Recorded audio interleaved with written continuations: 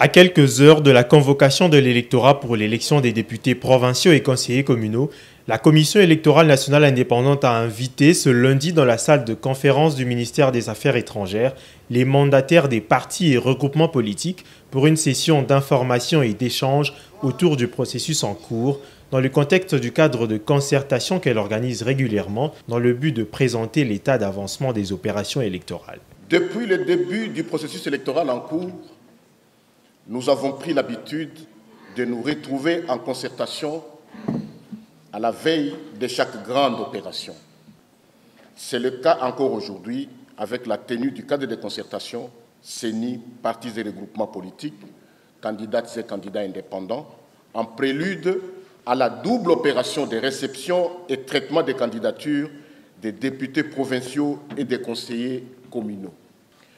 Poursuivant ces activités sans relâche pour la tenue des élections dans le délai constitutionnel et dans le respect de son calendrier, la Commission électorale nationale indépendante convoque le 3 août prochain l'électorat pour les élections des députés provinciaux et pour la première fois depuis 1957, celle des conseillers communaux.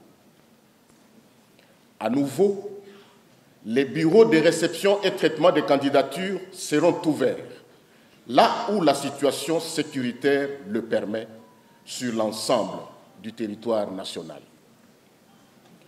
Il convient de faire remarquer la complexité du travail de la CENI et des partis et regroupements politiques dans cette opération qui traite de deux scrutins différents. C'est pour faciliter la tâche des partenaires, des partis et regroupements politiques, ainsi que des candidates et candidats indépendants, qu'il est organisé cette session d'information et d'échange. Aux représentants des partis et regroupements politiques, la CENI a présenté le cadre légal régissant les candidatures des députés provinciaux et conseillers communaux, mais aussi la conduite à suivre ainsi que les procédures pratiques relatives aux deux types de candidatures. Du seuil de recevabilité aux conditions d'éligibilité, toutes les questions ont été abordées. Pour le président de la CENI, Denis Kadima, ces cadres de concertation constituent une étape importante du processus électoral, car permettant de recueillir les avis et considérations des parties prenantes concernées. Il a notamment recommandé aux potentiels candidats de ne pas attendre l'ultime délai pour présenter les dossiers afin d'alléger le travail de la CENI. À notre prise de parole lors du tout premier cadre de concertation avec les partis et regroupements politiques, nous avions déclaré clairement qu'aucun candidat qui remplirait toutes les conditions requises par les lois et règlements en vigueur dans notre pays ne sera abusivement écarté ou exclu. Raison pour laquelle la tenue régulière de ce genre de rencontres interactives permet à la CENI de présenter l'état d'avancement des opérations mentionnées dans son calendrier, mais aussi de recueillir les avis et considérations des parties prenantes concernées.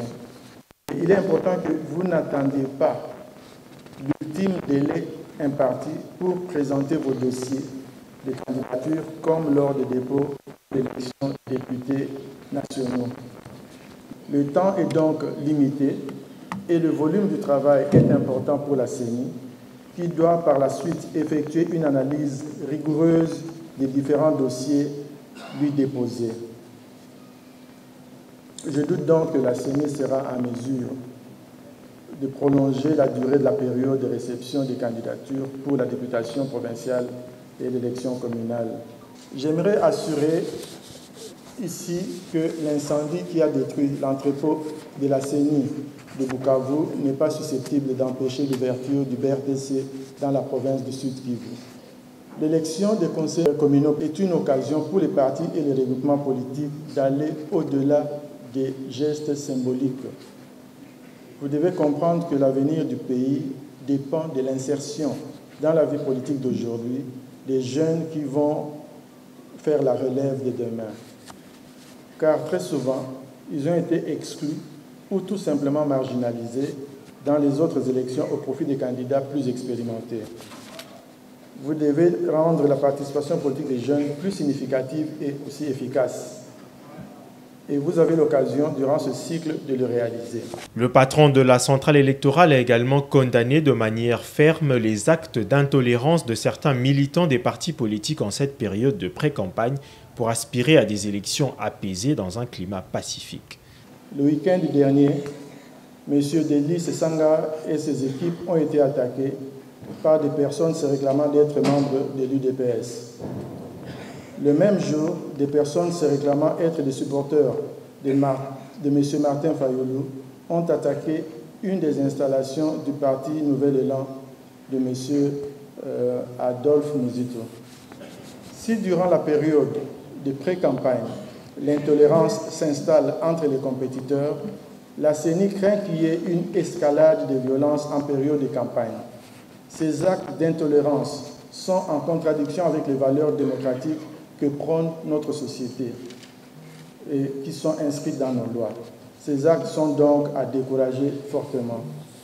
La CENI veut organiser des élections transparentes, crédibles, inclusives, mais surtout dans un climat apaisé. Les participants à ces assises ont trouvé pour la plupart des réponses plutôt satisfaisantes à leurs multiples préoccupations, du moins au stade actuel du processus. Je suis très satisfaite parce que c'était l'une des préoccupations. Comme j'étais mandataire au niveau des nationales, on a rencontré beaucoup de difficultés aussi dans certains districts et la réponse a été satisfaisante.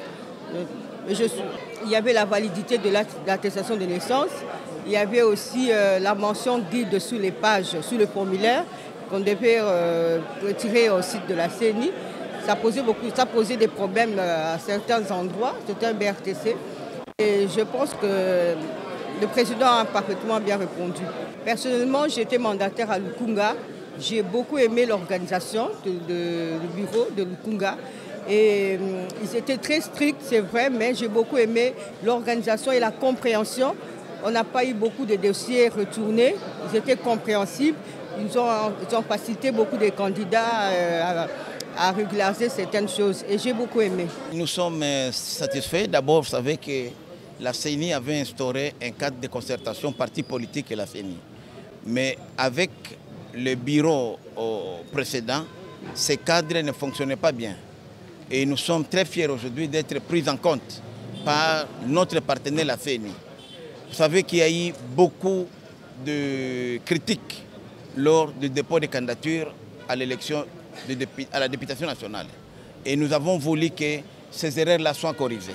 Et la CENI nous a donné l'opportunité de pouvoir nous exprimer librement. Par exemple, pour le cas de notre regroupement Action pour l'Unité nationale, nous avons été confrontés à des difficultés avec certains BRTC où on n'acceptait pas les attestations de naissance au-delà de 3 mois.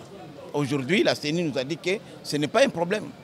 Et on avait aussi le problème de validité. On voulait parfois nous demander de certifier certains documents, même bancaires, certains actes administratifs, comme l'attestation de naissance et d'autres. Aujourd'hui, ces équivoques sont lésés. Nous pensons que ces informations que nous venons de recevoir aujourd'hui vont non seulement nous permettre d'accélérer les dépôts de candidatures, mais aussi rassurer les uns les autres sur la transparence de la CENI. En tout cas, nous sommes satisfaits et nous pouvons dire aujourd'hui, sans crainte d'être contredits, que le processus électoral actuel est irréversible. Que le 20 décembre 2023, nous irons bel et bien aux élections. Selon la centrale électorale, plus de 23 000 dossiers de candidature ont été enregistrés pour la députation nationale et plus du double sont attendus pour les élections provinciales et municipales déjà à partir de ce 3 août.